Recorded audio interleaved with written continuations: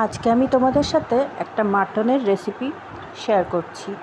তার জন্য আমি কড়াইতে তেল গরম করে নিয়েছি, তাতে দিয়ে দিচ্ছি গোটা গরম মশলা।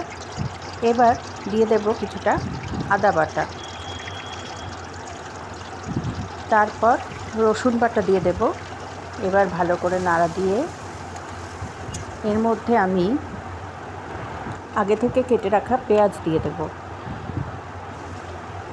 তারপর ভালো করে মশলাটা কিছুক্ষণ কষিয়ে নেব। মাটন তো সবারই খুব প্রিয়। এরপর দিয়ে দেব স্বাদমতো নুন, হলুদ এবং কিছুটা জিরে বাটা।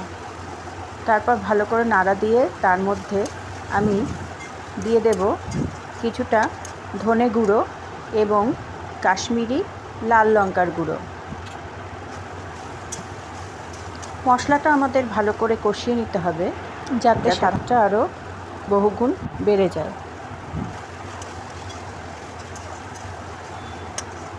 এবার আমি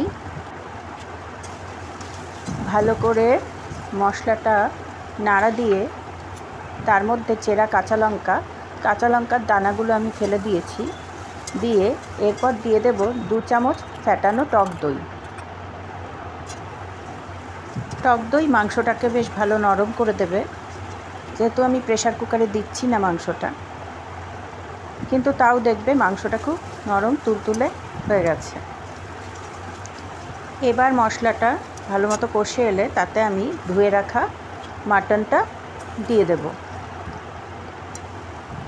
মাটনটা দেওয়ার পর আমি এবার ভালো করে পুরোটা নাড়া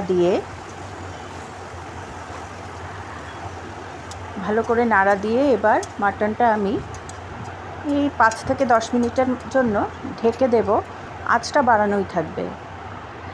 তারপর ঢাকনাটা সরিয়ে এবার ভালো করে আরেকটু নাড়া দিয়ে আমি আঁচ কমিয়ে 35-40 মিনিটের জন্য ঢাকা দিয়ে রাখব।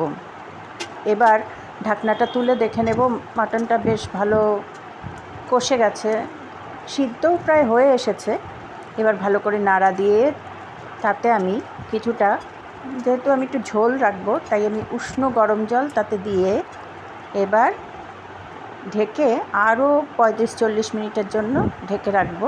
এরপর তৈরি হয়ে যাবে আমাদের মাটন।